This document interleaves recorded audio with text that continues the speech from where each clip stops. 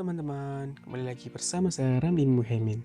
Baik, untuk kali ini saya akan menjelaskan tentang pengertian asesmen anak berkebutuhan khusus. Nah, apa sih asesmen anak berkebutuhan khusus itu? Mari kita simak. Asesmen berasal dari bahasa Inggris, yaitu dari kata assess yang berarti menaksir, dan asesmen yang berarti taksiran. Istilah menaksir mengandung makna yaitu deskriptif, atau menggambarkan, sehingga sifat atau cara kerja asesmen sangat komprehensif.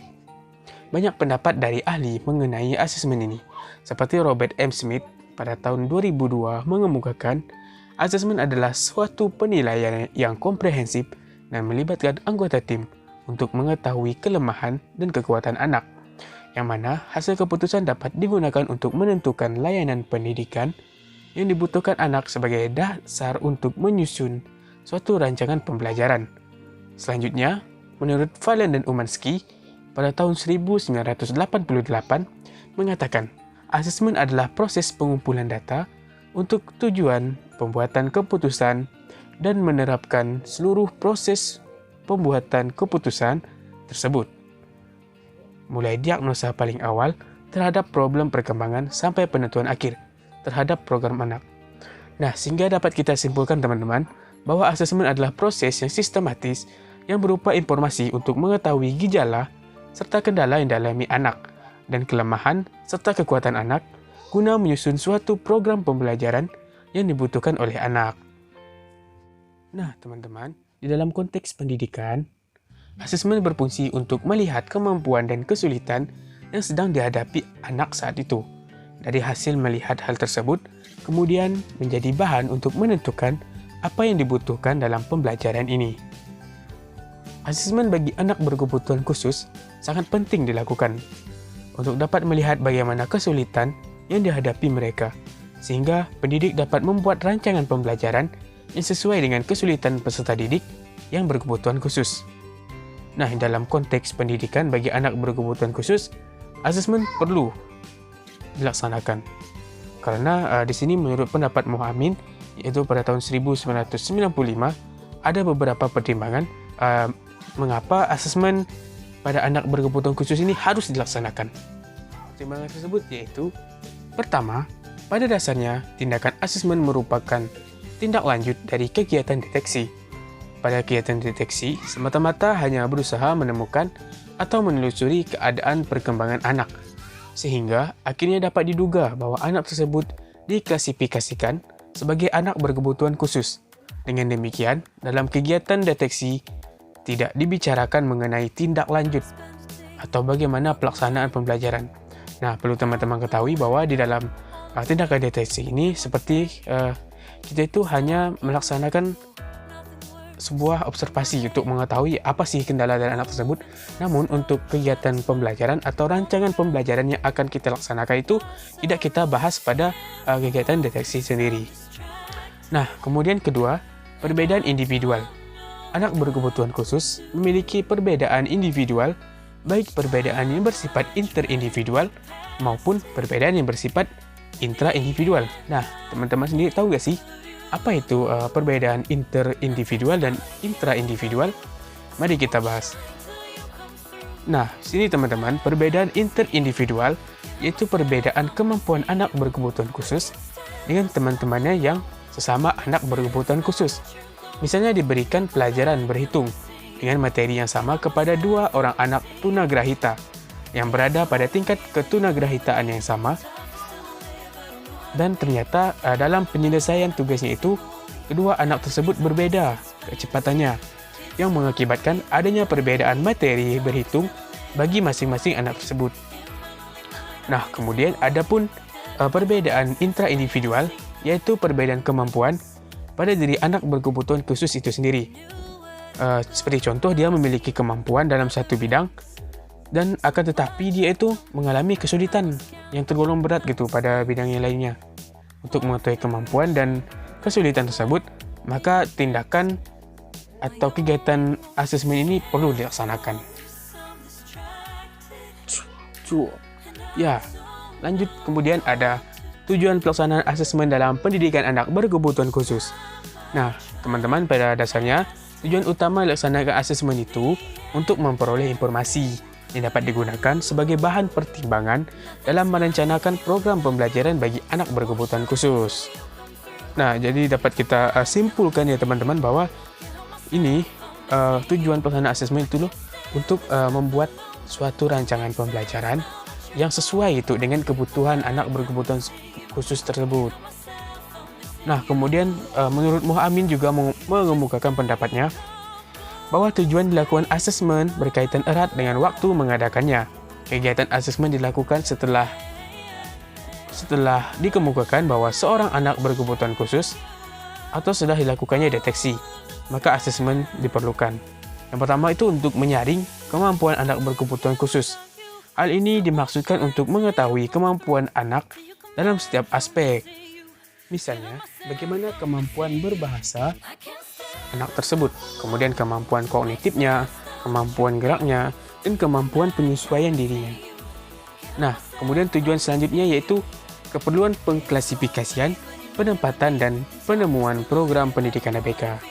Nah, maksudnya di sini adalah tujuan melaksanakannya suatu asesmen untuk anak berkebutuhan khusus, yaitu yang pertama, yaitu untuk kita mengklasifikasikan anak tersebut. Karena sebelum kita melaksanakan asesmen, tentu kita akan melaksanakan proses deteksi. Nah, di dalam proses ini kita akan melaksanakan pengklasifikasian bahwa anak itu tergolong kemana sih gitu. Kemudian penempatan dan penemuan program pendidikan anak berkebutuhan khusus. Nah, untuk penemuan program tersebut dapat dihasilkan dari hasil setelah kita mengakses tersebut. Nah, setelah kita melakukan asesmen pada anak tersebut, jadi kita tuh nanti bisa mengetahui bagaimana sih program yang cocok untuk anak ini.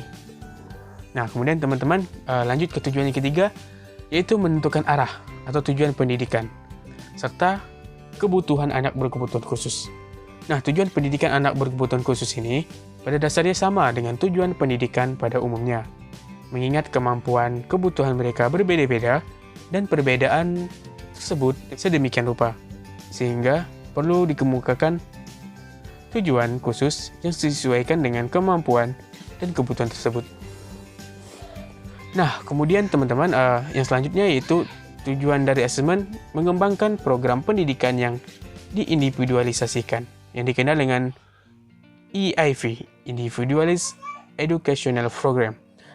Dengan data yang diperoleh sebagai hasil asesmen, dapatlah diketahui kemampuan dan ketidakmampuan anak berkebutuhan khusus. Kemampuan dan ketidakmampuan menjadi dasar untuk mengembangkan kemampuan berikutnya.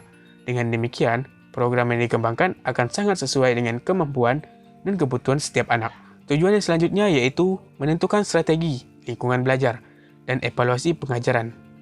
Nah, di sini teman-teman, menurut Max Laughlin dan Lewis pada tahun 1986 mengemukakan bahwa sekurang-kurangnya ada 5 keperluan mengapa kita harus melakukan asesmen, yaitu untuk screening atau penyaringan, referral atau pengalih tanganan, perencanaan pembelajaran, memonitor kemajuan siswa, dan evaluasi. Nah, selanjutnya ada ruang lingkup asesmen pendidikan anak berkebutuhan khusus. Pada dasarnya, asesmen dalam pendidikan pasti difokuskan pada berbagai bidang pelajaran di sekolah, baik itu faktor yang mempengaruhi prestasi di sekolah, seperti bidang akademik, bahasa, dan keterampilan sosial, maupun faktor lingkungan. Penyelenggaraan pembelajaran bagi anak berkebutuhan khusus secara garis besar asesmen dapat terbagi menjadi 2, yaitu asesmen akademik dan asesmen perkembangan. Nah, dari aspek kehidupan anak juga dapat kita ketahui bahwa asesmen yang bisa dipakai pertama yaitu asesmen akademik, yang merupakan asesmen pada kemampuan kognitif seorang anak yang berkaitan dengan aktivitas memahami sesuatu, menguasai sesuatu, pemecahan masalah, berpikir abstrak, persepsi, dan sebagainya. Kegiatan asesmen akademik yang dilakukan seorang petugas bertujuan untuk mencari tahu sejauh mana kemampuan kognitif seorang anak berkebutuhan khusus yang berkaitan dengan aktivitas belajarnya dalam proses pembelajaran di kelas. Yang kedua itu asesmen perkembangan, yaitu asesmen yang mengacu pada perkembangan anak berkebutuhan khusus yang merupakan aspek perkembangan non-akademik. Aspek perkembangan non-akademik tersebut terdiri dari aspek perkembangan bahasa atau komunikasi, sosial atau emosional, serta fisik motorik, neomotorik atau psikomotorik. iklan. Oke, maaf guys, sepertinya ada sedikit kendala ya guys ya.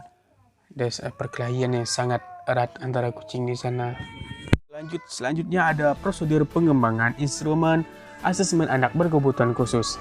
Nah, jadi teman-teman, sebelum melaksanakan asesmen untuk anak berkebutuhan khusus itu, kita tuh perlu melakukan pengembangan terhadap instrumen. Nah, instrumen ini tentang apa saja sih yang akan kita akses di dalam asesmen untuk anak berkebutuhan khusus, atau apa saja sih yang kita lihat nantinya supaya kita dapat melihat dan dapat menilai, dan ujungnya kita akan mendapatkan hasil yang bisa dikatakan sebagai hasil yang baku gitu untuk kita melaksanakan proses pembelajaran di sekolah pada anak berkebutuhan khusus. Dalam melakukan pengembangan instrumennya, yang pertama ada memahami aspek dan ruang lingkup yang akan diakses. Nah, maksudnya di sini adalah asesmen hanya akan bermakna jika guru atau asesor mengetahui organisasi materi, terus keterampilannya yang akan dikembangkan setiap tahap-tahap perkembangan anak. Untuk lebih memperjelas pembahasan mengenai ruang lingkup, akan dapat diambil contoh dari salah satu ruang lingkup asesmen perkembangan, yaitu keterampilan kognitif dasar. Untuk memahami aspek-aspek apa saja yang termasuk dalam keterampilan kognitif dasar, maka guru harus mengetahui konsep atau pengertian keterampilan kognitif dasar itu sendiri. Nah, jadi teman-teman, di sini maksudnya adalah seorang guru atau asesor itu harus memahami secara betul apa sih yang akan beliau ini nilai. Nah, seperti itu. Kemudian yaitu menetapkan ruang lingkup, yaitu memilih komponen mana dari bidang yang akan diakses. Nah, langkah selanjutnya adalah memilih komponen atau subkomponen mana dari keseluruhan komponen. Nah, dari bidang tersebut untuk ditetapkan sebagai komponen atau subkomponen yang akan diakses. Apakah guru memilih salah satu komponen dari bidang keterampilan kognitif dasar tersebut, misalnya komponen klasifikasi, atau memilih dua komponen, yaitu klasifikasi dan ordering. Misalnya setelah guru atau asesor menetapkan atau memilih komponen mana yang akan diakses, maka langkah selanjutnya adalah menyusun kisi-kisi instrumen asesmen tentang komponen yang dipilih atau ditetapkan, dan keseluruhan komponen bidang yang akan diakses. Nah, kemudian yang ketiga, yaitu menyusun kisi-kisi instrumen asesmen. Nah, kisi-kisi ini bertujuan untuk mempermudah dalam membuat soal atau tugas-tugas yang harus dikerjakan oleh siswa. Kegiatan paling penting dalam membuat kisi-kisi instrumen ini adalah pemahaman secara komprehensif tentang keterampilan atau subketerampilan yang telah dipilih atau ditetapkan untuk diakses, baik pengertiannya maupun ruang lingkupnya. Tidak ada peraturan yang baku mengenai penyusunan kisi-kisi ini. Nah, baik teman-teman, yang terakhir adalah prosedur pelaksanaan asesmen anak berkebutuhan khusus. Nah, perlu teman-teman ketahui, kegiatan identifikasi dan asesmen anak berkebutuhan khusus merupakan serangkaian kegiatan yang tidak dapat dipisahkan. Terdapat beberapa langkah dalam melaksanakan asesmen. Nah, apa saja sih langkah-langkah yang harus dilakukan dalam melaksanakan asesmen anak berkebutuhan khusus? Oke, mari kita simak. Yang pertama, yaitu guru melakukan asesmen berdasarkan instrumen asesmen yang telah disusun melalui teknis pelaksanaan asesmen, misalnya dengan teknik observasi, analisis pada kesalahan siswa, wawancara diagnosis, atau melacak jawaban siswa. Nah, di sini teman-teman, sebelum proses pelaksanaan atau prosedur pelaksanaan asesmen anak berkebutuhan khusus tadi, sebenarnya sudah kita jelaskan bahwa yang kita lakukan yaitu adalah prosedur pengembangan instrumen asesmennya. Nah, jadi di sini guru itu mengasesmen itu sudah berdasarkan instrumen sudah disusun sebelumnya. Nah, kemudian kita lanjut yang pada yang kedua, yaitu menganalisis hasil asesmen.